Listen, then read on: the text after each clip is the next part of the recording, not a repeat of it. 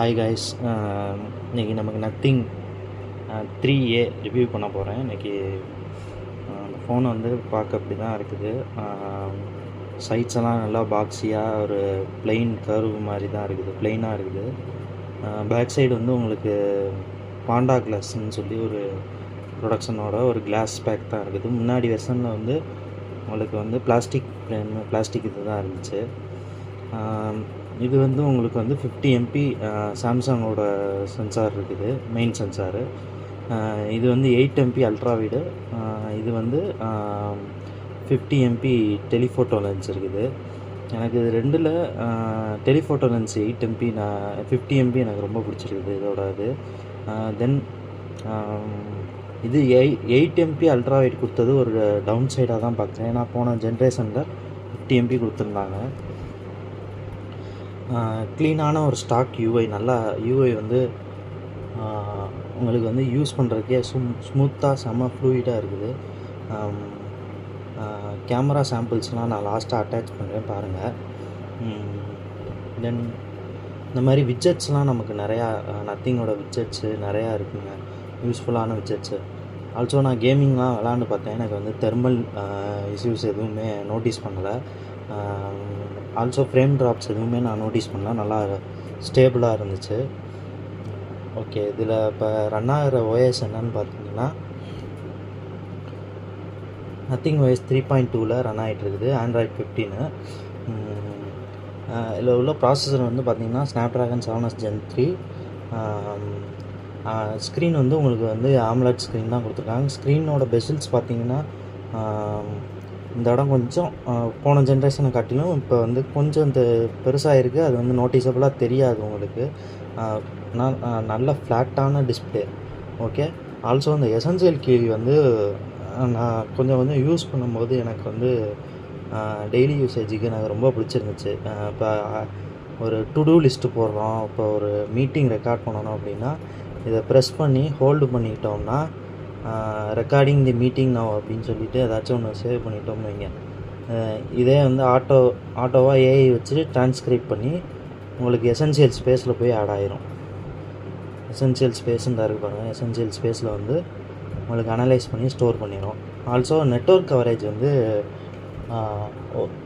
நல்லா இருக்குது. ஆனால் இன்டோர் கவரேஜ் நான் ஜியோ யூஸ் பண்ணுறேன், ஆனால் மோஸ்ட்லி எனக்கு இன்டோர் கவரேஜ் ஜியோவில் வந்து ஒழுங்காகவே இல்லை.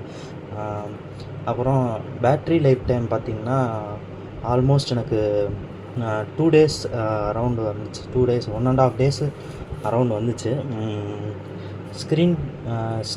ஸ்க்ரீன் ஆன் டைம் பார்த்திங்கன்னா எனக்கு 7 to 8 hours சாலிடாக வருதுங்க. ஓகே, ஃப்ரண்ட்டில் பார்த்திங்கன்னா உங்களுக்கு 32 MP ஃப்ரண்ட் ஃபேஸிங் கேமரா இருக்குது. இதுதான் கேமராவில் உள்ள மோட்ஸ் பார்க்குறீங்கன்னா இப்போ வந்து போர்ட்ரேட், நைட் மோட் அந்த மாதிரி இருக்குது. ஓகே, இப்போ ஃப்ரண்ட் ஃபேஸிங் பாருங்கள். ஃப்ரண்ட் ஃபேஸிங் கேமரா தான்.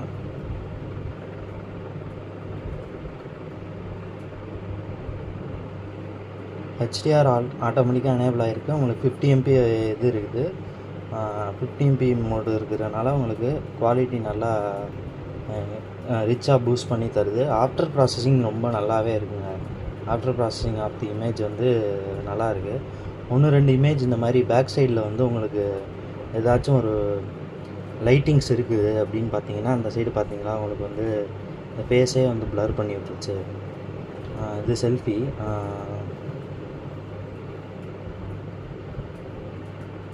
இது வந்து அந்த டெலிஃபோட்டோ லென்ஸோட இது டெலிஃபோட்டோவில் 2x ஜூமில் உள்ளது.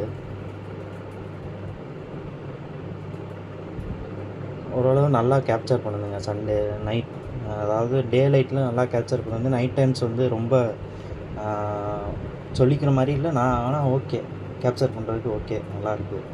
ஆல்சோ வீடியோ ரெக்கார்டிங்கில் வந்து 4K 30 FPS வரையும் நமக்கு சப்போர்ட் இருக்குது. 4K 30 FPS வரையும் நமக்கு ரியர் கேமராவில் சப்போர்ட் இருக்குது. ஃப்ரண்ட் கேமராவில் 1080p தான் இருக்குது.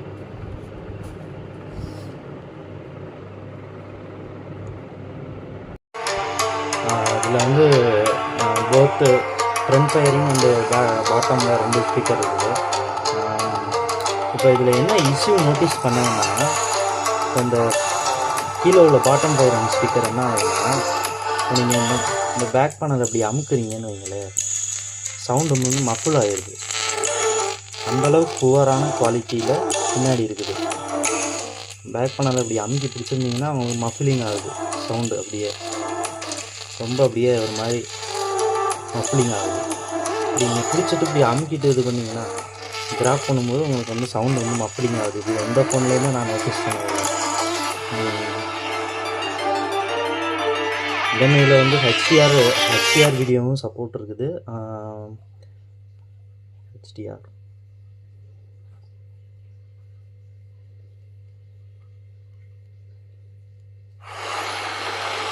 ஹெச்டிஆர் வீடியோ ஃபுல் சப்போர்ட் இருக்குது.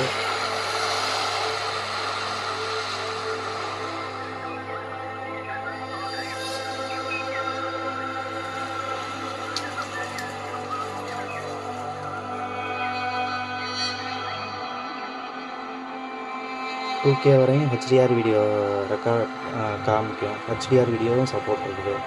இந்த ஹெச்டிஆரில் ஸ்லைட்டாக ஸ்லட்டரிங் இருக்குது. அந்த ப்ராசஸரோட கேப்பபிலிட்டி அதான் போல் லைட்டாக அப்பப்போ ஸ்லட்டர் ஆகுது இனிஷியல் ஸ்டேஜில். இன்னொரு முக்கியமான இஷ்யூ என்னென்னா, அந்த ஃபோனில் இந்த பவர் பட்டனும் இந்த எசென்சியல் கீ பட்டனும் இருக்குதுல்ல, பிளேஸ்மெண்ட் வந்து சம்டைம்ஸு இந்த மிடில் ஃபிங்கர் இந்த இது இருக்குல்ல, இதை பிடிச்சிட்டு இதை அமுக்கும் போது இதுவும் சேர்ந்து நம்ம அமுக்கிற மாதிரி ஆயிடுது. ஸ்க்ரீன்ஷாட்டு இந்த மாதிரி ஸ்டோர் பண்ணிடுது. இது எனக்கு ஒரு கன்சர்னாகவே இருக்குது. ஏன்னா இப்போ நம்ம இப்படி லெஃப்ட் ஹேண்டில் பிடிச்சிட்டு இப்படி யூஸ் பண்ணும்போது இதை பிடிச்சிட்டு இது பண்ணுறோம் அப்படின்னா, இதை அமுக்கும்போது இதுவும் சேர்ந்து ப்ரெஸ் பண்ணுற மாதிரி ஆகிடுது. சம்டைம்ஸ் பவர் பட்டன் எதுன்னே தெரியாமல் நம்ம ப்ரெஸ் பண்ணுற மாதிரி யூஸ் கேஸில் இருக்குது. இது கொஞ்சம் எனக்கு அப்படி ஃபீல் ஆகுதா என்னன்னு தெரில, உங்களுக்கெல்லாம் எப்படி இருக்குன்னு தெரியல. வால்யூம் பட்டன்லாம் நல்லா டாக்டைலாக நல்லா நீட்டாக இருக்குது. என்ன பிக்கஸ்ட் கன்சர்ன்னா, அந்த இது அப்படி அமுக்கும்போது உங்களுக்கு வந்து மஃபலிங் ஆகுறது, ஸ்பீக்கர் மஃபலிங் எஃபெக்ட் ஆகுது இல்லை, இதுதான் வந்து பிக்கஸ்ட் கன்சர்ன் இல்லை இந்த ஃபோனில்.